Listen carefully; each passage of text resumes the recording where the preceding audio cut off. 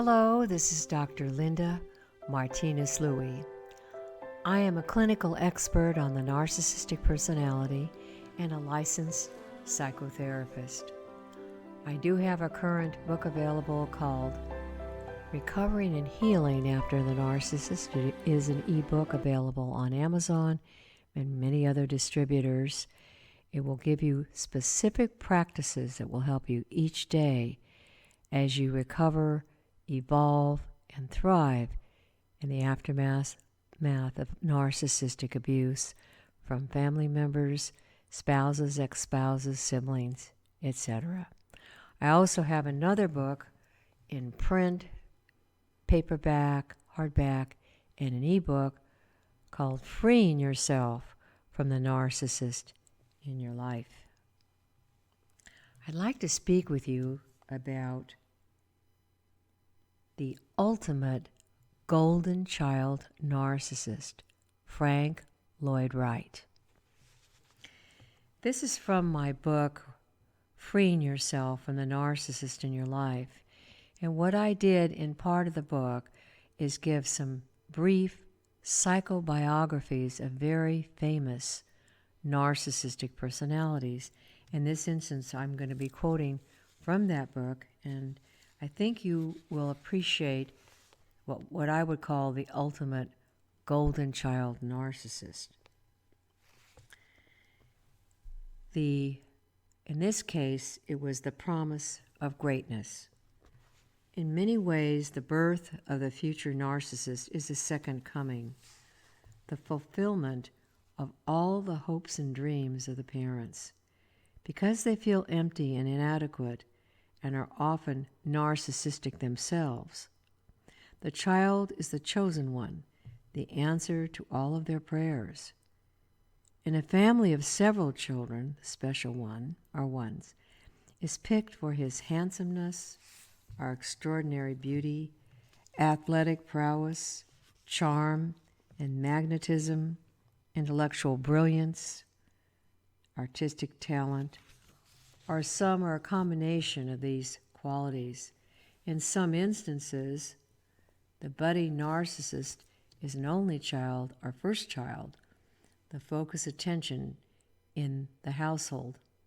A common message communicated by the parents is, quote, "Everything we do is for you. You are the center of our world. We are counting on you and you alone." Frank Lloyd Wright, Mother's Perfect Creation. And I'm just going to do some quotes here from my book, because I think this really encapsulates the essence of the grandiose in particular, but of the narcissistic personality. From the beginning, it was clear that Anna Lloyd Jones favored her son Frank over her 5 other children. Throughout his life, Wright felt strongly ambivalent about his mother. She was a constant and frequently unwanted monitor of his thoughts and actions. He turned to her as an ever-present ally in times of personal and professional difficulty. He knew she would always be there to champion him. Anna treated her son, whether he was a toddler or a middle-aged man, like her possession and creation. Early on, a tense psychological triangle developed and grew between mother, father, and son. Frank perpetuated this family schism by showing favoritism and identification with his mother and disconnection and alienation from his father. Anna reinforced this dysfunctional family pattern by choosing her son as a psychological intimate over her husband. Anna, in quotes, now loves something more, something created out of her own fervor of love and desire, a means to realize her vision.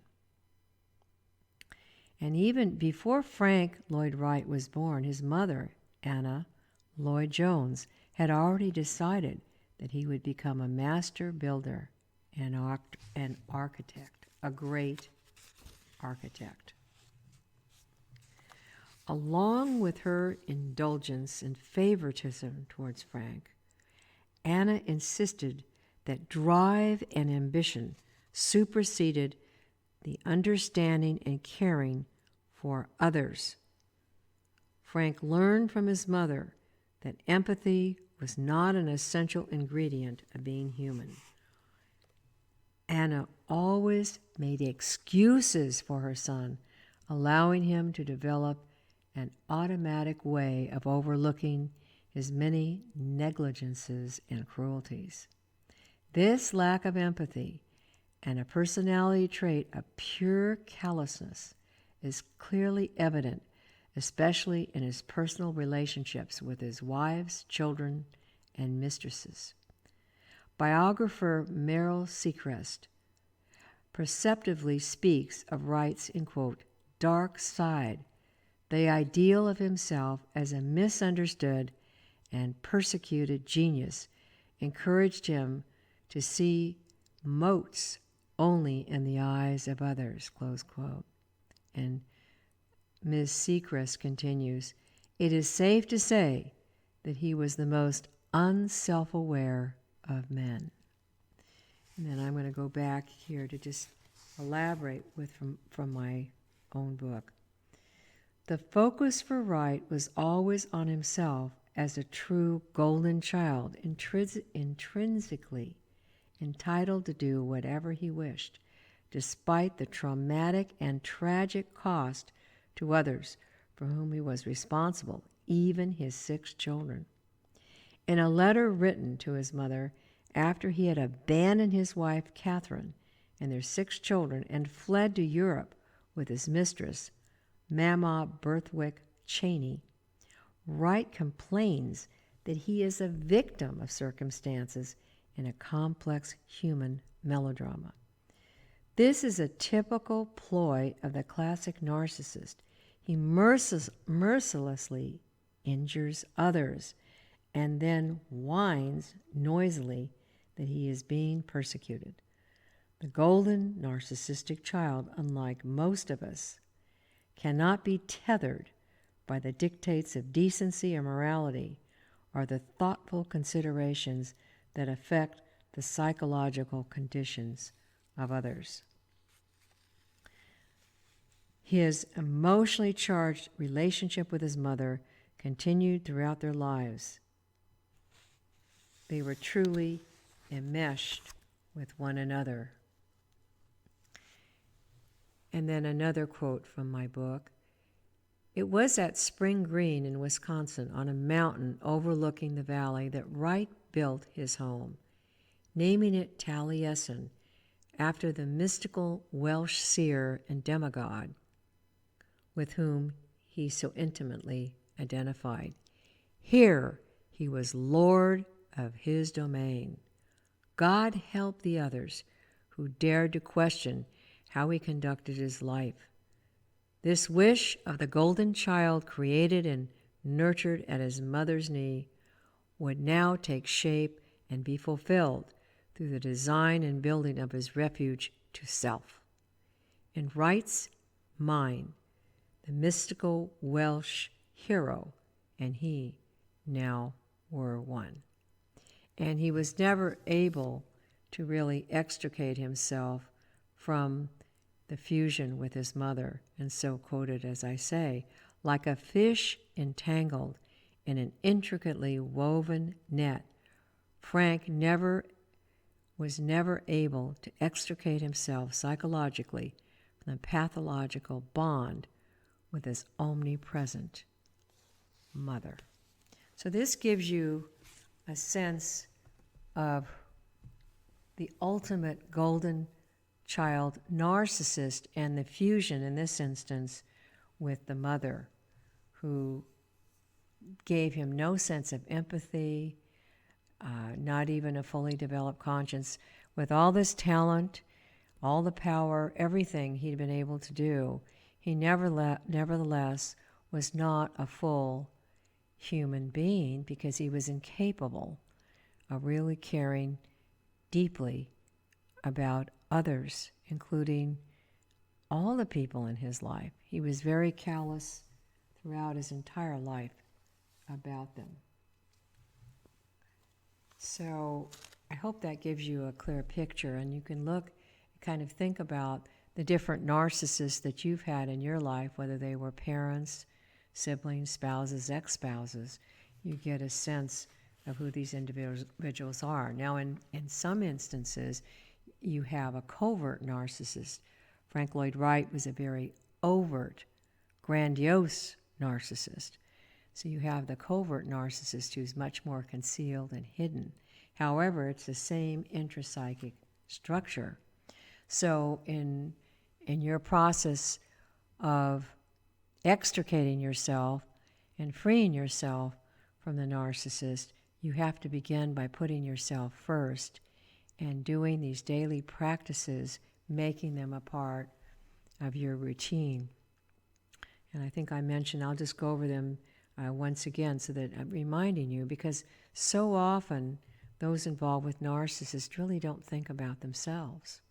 So it's past time you need to start doing that, reminding yourself of this each day, to get the food that is nourishing to you, hydration, movement and exercise that works for you, really good sleep, resting, having downtime, listening to beautiful music, writing in an unedited way where you can let just this total freedom of thought and feeling come to you. This is very, very helpful and helps to transport us into the parasympathetic, calming, restorative, healing, creative part of our systems, mind and body. I want to ask you to please subscribe to my YouTube channel, Healing After the Narcissist. And there's a link, there will be a link at the end of the show notes about going to Amazon and purchasing my books.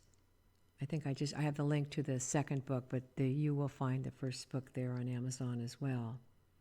I also want to mention that there is a magnificent network called the Mental Health News Radio Network, and our shows, and it is just, it looks at every facet of mental health. You'll find it to be very inspiring. There is pathos and humor. This is a group of podcasters who are speaking the absolute truth with great authenticity.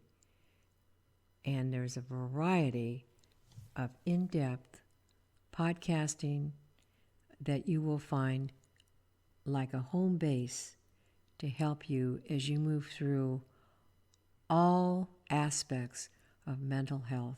So I encourage you to go there. It's the Mental Health News Radio Network, our shows. And I have a show on that network called The Narcissist in Your Life podcast.